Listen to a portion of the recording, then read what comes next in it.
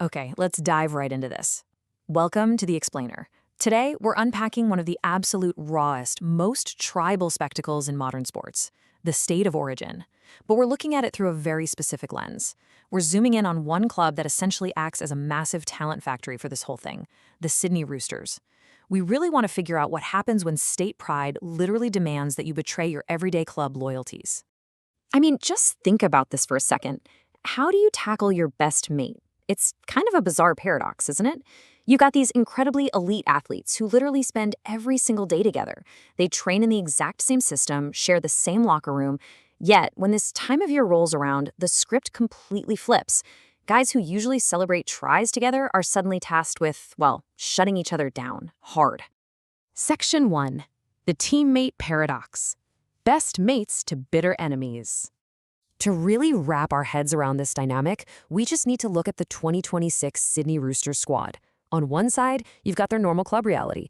Same training paddock, shared inside jokes, that absolute unity you need to grind it out week after week. But then, for just 3 games a year, they enter the origin reality. And man, the vibe totally shifts. It gets incredibly nasty, it gets deeply personal, it's fueled by this pure, unfiltered interstate hatred where they are literally trying to rip each other's heads off. And the reason it gets so intensely personal? It's simple. It's knowing exactly what winds the other guy up. See, when you play against a regular opponent from another club, sure, you watch tape, you study their moves, but when you're lining up against your own clubmate, you know all their little tricks. You know precisely which buttons to push to make them completely snap. And honestly, that intimate, inside knowledge, that's what turns this contest into something far more dangerous than your average club game. Section 2. Artie Beetson's 1980 Blueprint, The Origin of Hatred. Because, look, this fierce mentality didn't just pop up out of thin air. We can trace an unbroken lineage from 1980, the very first State of Origin match, all the way to 2026, with our modern Roosters squad split right down the middle. And this brilliantly illustrates a tradition of intense, unapologetic competition that has survived and thrived, looking exactly the same today as it did on day one. The absolutely crucial point here is this mentality, state before club every single time. That was the true origin spirit, and it was perfectly embodied by Artie Beetson. Now, Big Artie was a legendary Roosters player. He played his club footy right there in Sydney. But when it came time for that inaugural Origin game, he captained Queensland. He set the ultimate precedent for what looks like outright club betrayal, showing everyone exactly what this contest was really built on. To really drive this point home, you just have to look at this famous anecdote. Artie Beetson literally clocked his own Parramatta teammate, Mick Cronin, during that very first game. Boom, right in the face. There was absolutely zero, hey, we're all mates here nonsense. He punched a guy he regularly shared a locker room with, proving once and for all that the second you step onto that field, club loyalties mean absolutely nothing. 80, that's the magic number right there. Because for exactly 80 minutes, all of those warm, fuzzy club loyalties are completely out the window, replaced by pure interstate hatred. And when these modern Roosters players line up against each other today, it is the exact same deal. For 80 minutes, you aren't teammates. You're simply the guy standing in the way of state glory. Section 3. The 2026 Roosters Divide, a factory of rivals. Let's bring this right back to the present day.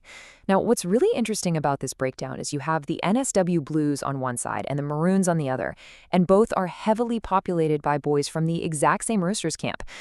People on the outside often whinge about club bias, but let's be real. The reality is this joint is an absolute origin factory. They are churning out top-tier players for both states at the highest possible level. Let's break down exactly what the Blues are getting here. You've got James Tedesco, right? He's steering the whole ship from fullback. He's backed up by Reece Robson, who's in there running the rock at hooker. Then you add Victor Radley bringing that pure, unfiltered mongrel right off the bench, plus Mark Nawaqanitawase as a massive threat on the wing.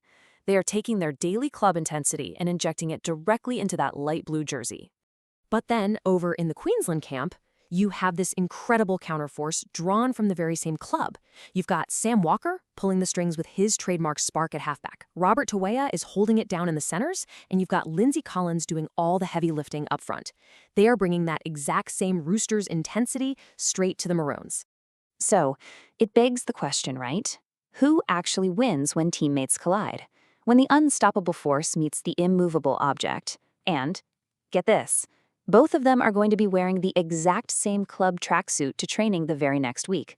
What happens? It is such a fascinating dynamic to wrap your head around. Section 4. State before club. The unapologetic spirit. So, let's look at what this temporary division actually means for the sport. Here is the true definition of the origin spirit. It is raw, it is tribal, it's this unapologetic competition where players are quite literally trying to stop their own clubmates from breathing for the duration of the match. But here's the brilliant secret. The club doesn't actually lose. The Roosters aren't harmed by this at all.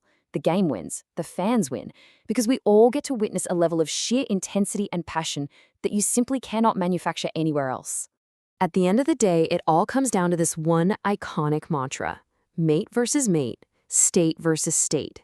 Seeing multiple Roosters split across these two fiercely opposed sides in 2026 is living, breathing proof that the spirit Artie Beetson helped to find is still incredibly alive.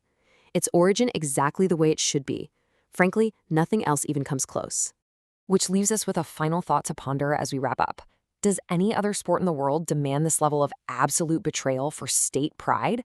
I mean, the unique psychological intensity required to literally go to war against your daily brothers is just staggering. Anyway, thank you so much for joining me for this explainer.